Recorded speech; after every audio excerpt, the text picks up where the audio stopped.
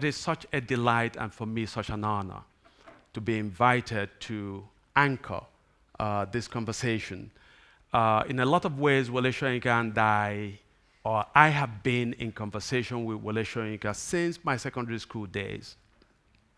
When my father bought a copy of your prison memoir, the man died. And I got it into my head that I was going to grapple with Soyinka's work. Let us say that it took 20 years of recurrent reading before I began to really understand that book. But on the first reading, there were two phrases at least that have since shaped my ethical and intellectual evolution. The first one was Soyinka's statement that the man dies in all who keep silent in the face of tyranny. Then later in the book, Wole Soyinka says that justice is the first condition of humanity. So those are two sayings that I think we are particularly salient in the world that we inhabit today. Earlier this morning at breakfast, somebody was asking me, where is Soyinka based now? And my answer was, in Nigeria. But I said the better answer is that Soyinka lives somewhere in the air. Because this man travels with the frequency and rapidity and tirelessness of somebody in their 20s. Where do you find the energy at this age to continue this momentum that you've maintained all your life of frequent traveling? We have begun with a very difficult question because the question was phrased thus: where do you find the energy? And I think that's wrongly phrased. Because I'm not aware of having the energy. So how could I be aware of something I haven't found? Yes. You've created a problem for me there. Yes. I think it's other people's energies which find me, where I'm sitting quietly minding my own business. And I've come to the conclusion that for surrendering to so much, such a bombardment of energies all around me, that it proves one thing about me, that I'm a closet masochist. And that's the confession which I have for you, because I don't understand myself how I happen to be on a plane when I have sworn that I'll be in my forest home for the rest of that year. But somehow or the other, I get dragged out like this. Ask Dele what I've done to offend him. But he drags me here to South Africa, which from time to time I've sworn I would never return to because of harassment by immigration officers. But here I am again. I think it's the wine. It's the wine that does it. Yes. So, writers often speak about continuing to grow as writers. At this stage in your career, is there a way that you see yourself still growing as a writer? And if so, how would you describe that growth? Well, even though from time to time I refer to myself as a writer, I've never really considered myself as a writer. I'll explain. I have been involved in so many things, and there's so many things, other things I want to do. Among other things, for instance, I describe myself as a frustrated musician, as a failed architect, probably even a culturist. I try to make up for that particular lack in consummatory ways.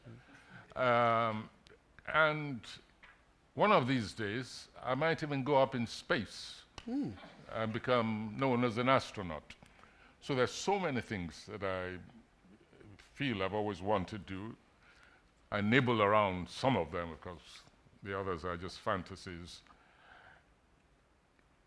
If I if I were able to persuade myself that I'm nothing but a writer, I wouldn't get into so much trouble.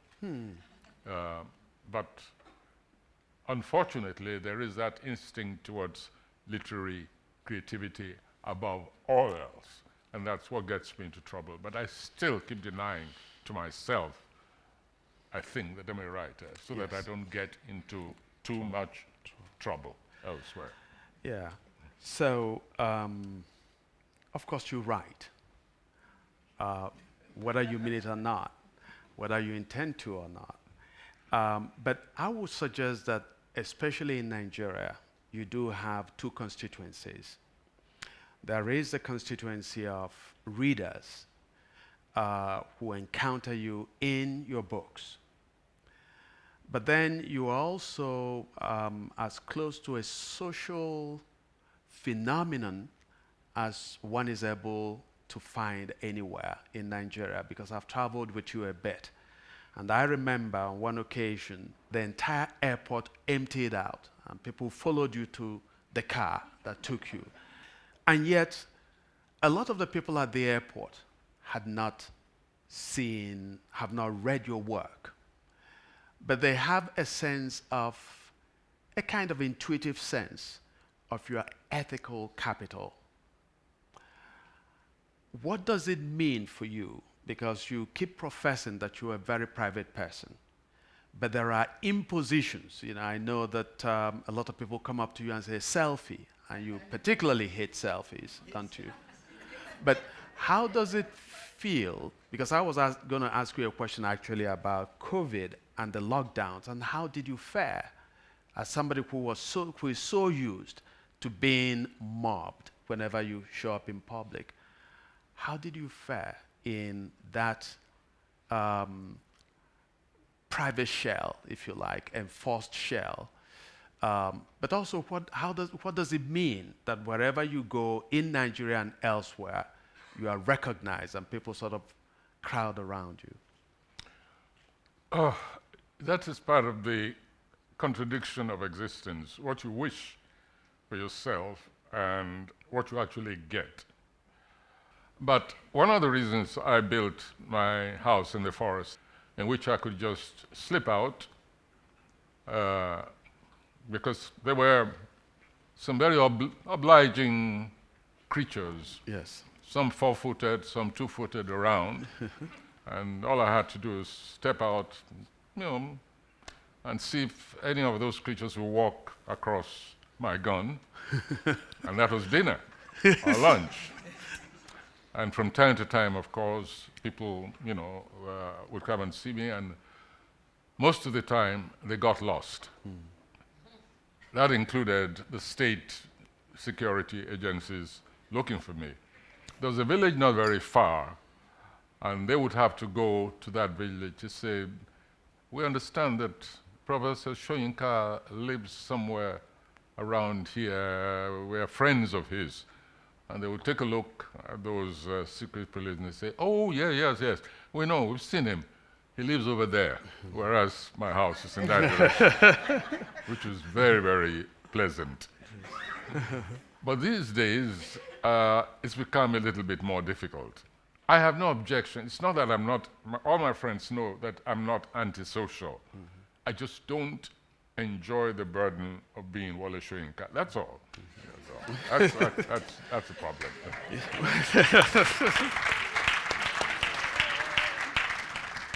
Well, since we're in South Africa, I'd like to ask a question about your relationship with this country.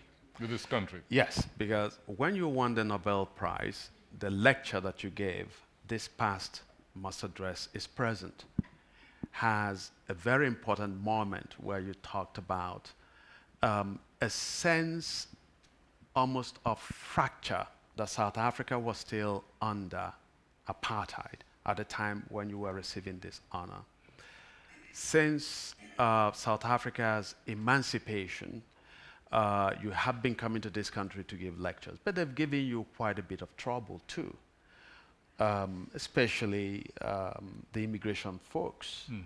Can you talk about Yeah. what South Africa meant for you, even in the 50s, late 50s, when you were a student at Leeds University, and then when you won the Nobel Prize, and the way that you follow the drama in South Africa today. Well, South Africa represented for me from very early, you can call it a life mission. South Africa was sort of the negative summation of how the world viewed the black person, the African. And so from very early, and that includes, by the way, the experience of the slave trade, which I wasn't involved in, I only read about it. It included colonialism, which of course I was involved in. It included the experience of racial discrimination on my own soil in Nigeria when I was young and I was in school, in which there was the European quota, and Africans were not allowed in those quotas. But South Africa, to become aware of a place where it wasn't just the occasional act of disregard, of disdain, but that this was the daily, continuous reality for a people in the majority and people with whom I shared a racial identity. This became just something I couldn't live with without contesting, and contesting on a level which almost became the summation of my existence, which is why one of the very first plays I wrote, in fact, the first play to be performed on a British stage, was titled The Invention, and it was about apartheid South Africa. It was about racism. It is about the obsession with the black race as a group of inferior beings.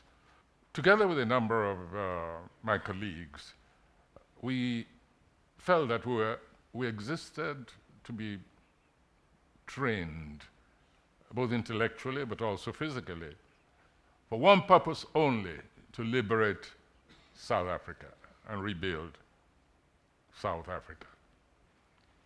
So it's a kind of irony then, isn't it, that each time I come to South Africa, there's problem with the immigration. Once, and this was when I came together with Skip Gates and Connor West, in honor of lecture series in honor of Nelson Mandela, and I was held up at the airport. I couldn't believe it when I was told to take my bags and go and sit in a side room and wait. I said, Madam, I came here to give lectures in honor of the, quote unquote, the father of the nation. Why am I being treated this? So don't worry, we're waiting for Pretoria to sign off on this. 4 hours, 5 hours. I think after about 6 hours, the lady told me, yes, could you come in, please? So I came. I said, oh no, bring your bags and so on. And I thought, free at last, free at last. Thank Jesus, free at last. And she said, I couldn't really buy it. Sorry, I have to tell you that you have been refused entry into South Africa. And then I was informed that Gracia Machel had hit the roof when she heard what happened, then began to make phone calls and so on and so forth. Well, on that note, I came in there. But I said the moment, it was 3 lectures, said the moment I finish my 3rd lecture, I'm leaving South Africa and I'm never coming back. And for about 2 years, I rejected all invitations, including outside events in South Africa. Let me sort of talk about a different kind of problem that you've had with not quite a country, but a personality in a country. I have been reading your book, Trumpism in Academe, the example of Caroline Davis and sparring partners. So apparently, there are two scholars with sort of minor actors on the fringes who have suggested that your entire career was somewhat orchestrated by the CIA. And so you have written a very typical Soyinka-esque dismissal of these two scholars. Could you speak about, because a few years ago, there was this information that apparently CIA money had gone into Transition Chindaba magazine, which at some point you edited. So we go from that moment to the allegation now that it was the CIA that, in a sense, had shaped your career as well as the careers of other African writers. So I'd like for you to address that. For those who haven't had the opportunity to read this book, could you frame your response as briefly as possible? Or perhaps in detail, who knows? Yeah, I'm back in the home country of this woman called Carol Davis, right? What's her name again? Caroline Davis. Yeah, okay. Yeah. As a matter of fact, I've lost interest in Caroline Davis since she declined to appear on me. I declared that I was willing to travel to South Africa to engage her in a public debate to prove her right to write the things which she wrote, the allegations, the insinuations, all the innuendos, and to state that African writers with Wole Soyinka at the lead were made by the CIA. To the extent that she quoted yet another, that's SPAR, something SPAR, as Juliana her Spar, sparring partners. And even quoted that one as saying that I met CIA agents several times. I wrote to and that this information was through dispatches by the American embassy. I wrote immediately a letter to the American embassy in Lagos, which I published in there, asking for assistance in exploiting the Freedom of Information Act, something like that, public thing, so that I could access and see for my own eyes, with my own eyes, just these dispatches which said that I claimed that I knowingly, I met CIA agents. And I asked also, my lawyers also wrote both Caroline Davis and SPAR to withdraw the statement, or else prove satisfactorily that I'd met CIA agents. I said I've lost interest in the two of them actually because a new partner has arisen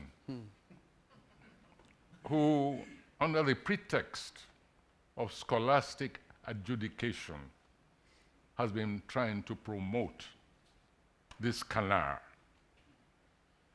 His name is Adekeye. He wrote a little book called The Trial of Cecil Rhodes, which was supposed to be a radical judgment, trial of Cecil Rhodes for his crimes against Africa. He was a Rhodes scholar, by the way. And he said, he began by claiming that when he was awarded a Rhodes Scholarship, his uncle called him and said, what? Rhodes, that man, his hands are dripping with African blood. And you're going to on his fellowship. Ah. So he said he thought about it and he decided that, all right, he would go and dine with this warlord, but, and I quote, that after he had concluded his studies, got his degree, he would then, I quote, bite the finger that fed him. This is the person who has joined the Carol Davis as yet another sparring partner. And in his strange form of adjudication, he blames me for being nasty in my writing about Caroline Davis. This is somebody who describes me as a CIA protege. To use, again, the kind of Yoruba language which I used earlier, those are fighting words. And when somebody makes that kind of claim against you, in my culture, you leave poetry aside, you throw scholarship to the wind, and you say, your father and mother, CIA protege. Your grandfather, your great-grandfather, your ancestors, CIA protege. That's where you begin. And then, in addition, however, and this Sadekeye pretends not to see this expose. You take this woman's allegations one by one, and you demolish them. You show where there are contradictions, and you say this is unworthy of a scholar. You tell that person, you did not do enough research. If you had done, you would have seen how a number of us, when we discovered, by the way, I forgot to add this, yes, CIA was pumping money everywhere through all kinds of organizations and so on, and a number of us in our projects did unquestionably benefit from this loose largesse all over the place. I suppose we're supposed to examine every currency and see whether the CIA thumbprint was in. When they were fronting, they had so many fronts between their organization, wherever the headquarters is. They set up the Congress for Cultural Freedom in Paris. They set up Encounter magazine with poets like Auden, and some of the Kermode, some of the most brilliant scholars and poets in England. They pumped money into an already existing cultural center called Mbari in Nigeria, which benefited writers, which smuggled literature out of apartheid South Africa and published those poems. We smuggled out the first volume of Dennis Brutus's collection of poems. And then this scholar, I quote in inverted commas, then literally declares all African writers as products of CIA process. I find that dirty and despicable. And this Adekeye expects me to use a different kind of language. And he's supposed to be a Yoruba. Supposed to be. Well, even Yoruba society is not guilty of slaves, of not innocent of the culture of slaves. And some are born slaves. They grow up with a slave mentality. And that is all I can say about this new partner of Carol Davis, who tried to pretend. I don't know what's between the two of them, you know. Here I'm dealing with Carol Davis quite satisfactorily in my own language. This fellow, countryman, comes and thrusts his snout into my business. So I'm still waiting. Yes. And I'm waiting to see these dispatches, which claim that I met often. Yeah. Where did we meet? What poetry did we read together? Yes.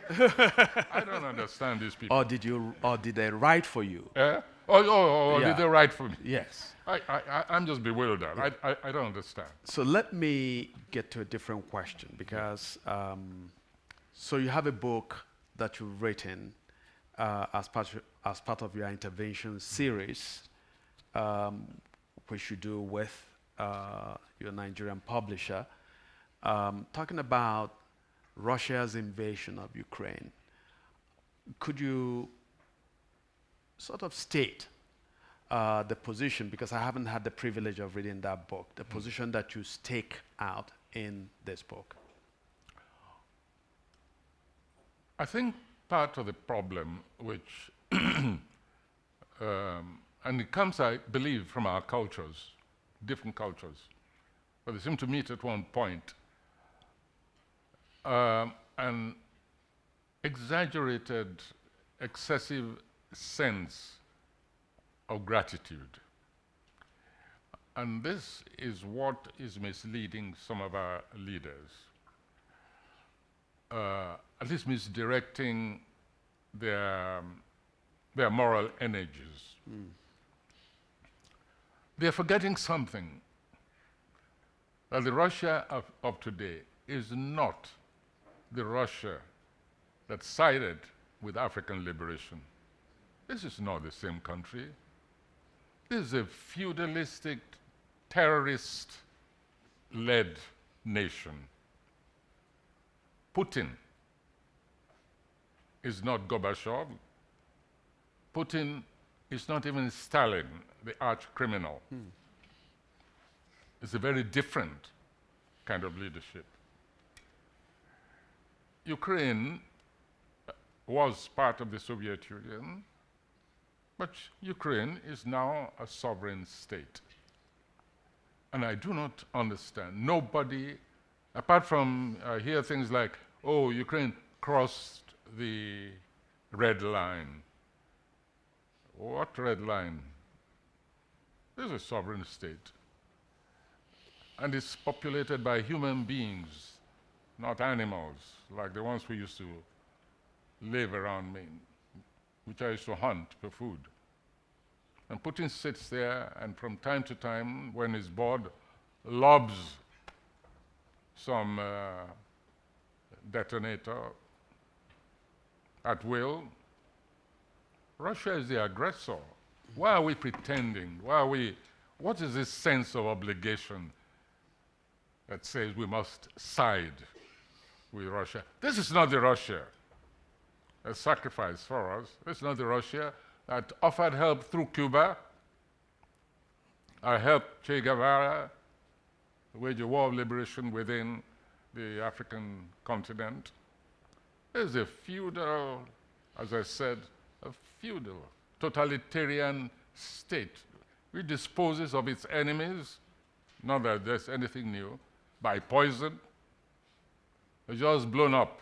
Another one of, anyway, that one deserved what he got. That's his problem, not mine. You know. And this is a country which has been condemned again, like it has condemned the United States itself and Israel on very many fronts. I've been confronted with the argument that, oh, the United States, the Western powers are hypocrites. They have double standards. Well, who's denying that? I've been to Palestine. I know what we writers, how we mobilized on behalf of the Palestinian struggle till today. I've been received, interacted with Yasser Arafat. I know what that visitation cost us, writers, with our organization, Parliament of Writers, simply because while we're there, one of us used the expression Auschwitz about the detention camps which existed in that part of the world. I know what heavy price many progressive writers have paid simply because of their condemnation of the United States and the Western powers. So what has that to do with invading without a condition, a situation of aggression by Ukraine against the Soviet Union, against Russia. We're talking about a man, a leader, Putin. I don't know how many of you saw this iconic high five when some of the some of the countries were meeting on an economic summit. And as the group was walking along a certain corridor with a barrier on either side, and on the side there were some other leaders. One of them was the one who was found, who everybody knows and accepts, was guilty of the murder of the journalist Khashoggi. And when Putin passed, we walked and reached this crown prince, they looked at each other and high-fived this solidarity greeting of the black people. Now, that's the kind of person around whom some of our leaders are circling and praising simply because double standards are being followed elsewhere. So I'm very much aware, by the way, that when this war began, racism raised its head in Ukraine. Nobody is disputing that. But talk to some of our students who studied in Russia, in the Soviet Union, you'll find examples of racism there also. Some of them have horror stories to tell. We were aware of that at the time. We overlooked it. We told them, okay, shut up. It's just sacrifice for the cause. These are our allies in the liberation struggle for the African continent. So please take it. It'll be remedied. We'll talk to them, and so on and so forth. So what's new about that? We condemned the conduct of Ukraine at the time as was proper. But that does not justify the massive onslaught of Russia against Ukraine. If we permit that, we must not complain if on the African continent a force chooses to recolonize, to re-enslave us, then let's not complain. And it's already going on. A new round of annexation is going on the African continent today.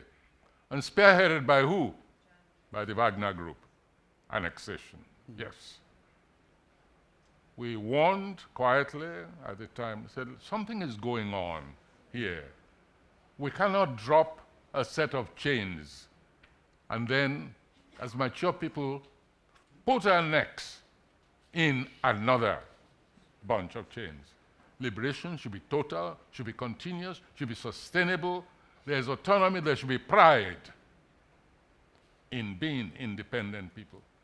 We do not need just to tie ourselves to the bandwagon of any nation any longer. It doesn't matter what credentials they offer.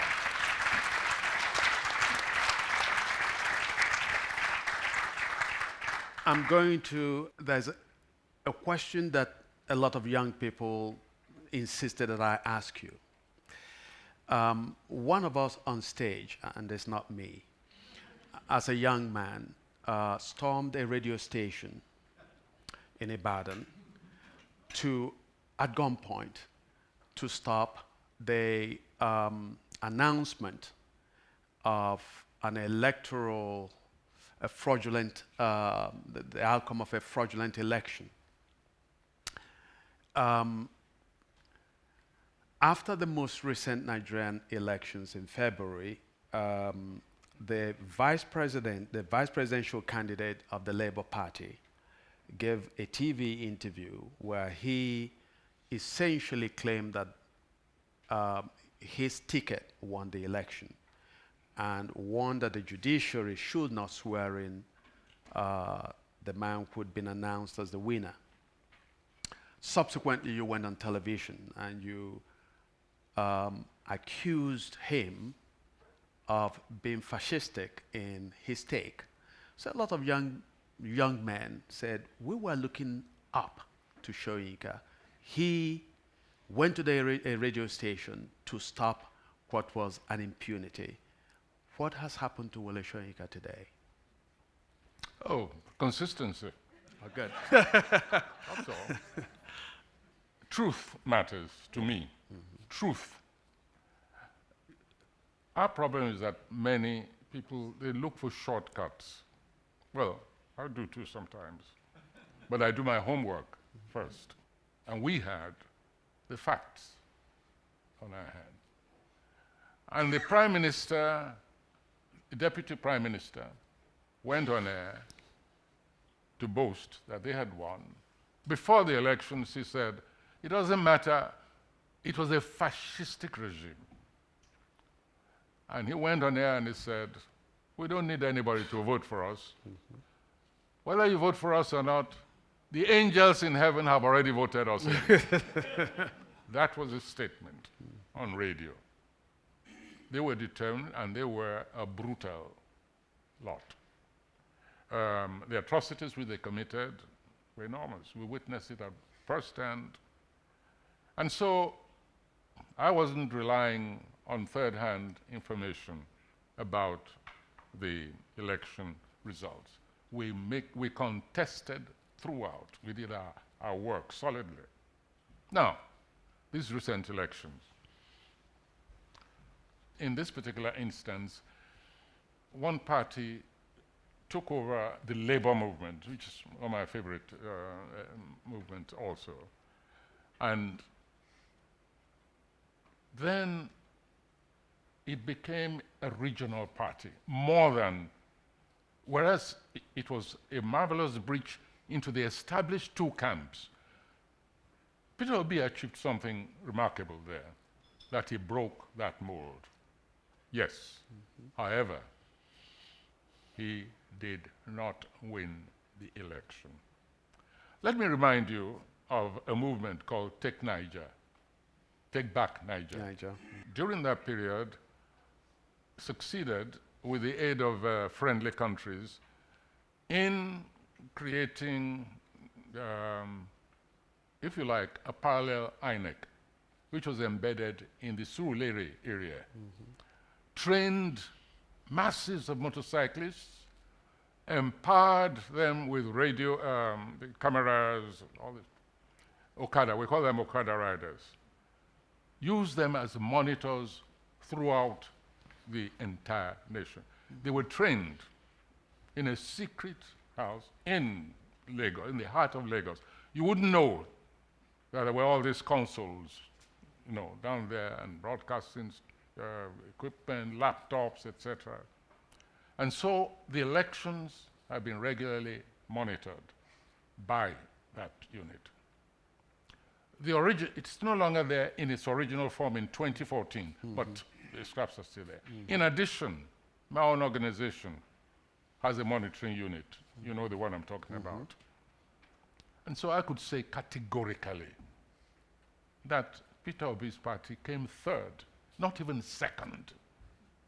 And that the leadership knew it. But they wanted to do what we call in Yoruba, gbajue. That is, you know, you have force of arms. You also have force of lies. And it was gearing up towards violence. They were going to send, some of the hardliners were going to send crowds, young people, into the streets to demonstrate. I'm always ready to be among such demonstrators, but only on the banner of truth, not of lies. And we found this vice presidential candidate on television boasting and insisting and threatening and menacing, trying to intimidate both the judiciary and the rest. What kind of government would result from that kind of conduct, do you think? In addition, and this is the worst part, they didn't know it, but they were being used.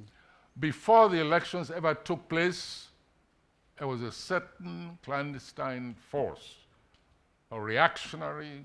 It included some ex-generals who were already calling for an interim government before the elections began. And so the party was playing into the hands, maybe not consciously all of them, but some definitely, trying to create a situation to bring back the military. That's what I was against. And before then, I'd already sent 3 emissaries to that leader, saying, curb your supporters. Just tell them to be on their guard. If you lose an election the first time, what does it matter? And I said, just tell them to stop threatening, to stop intimidating people. So it wasn't something new. It wasn't something spontaneous. No. I had to stop their getting the youths on the street to be slaughtered. And for what? For a lie. This for me was unacceptable.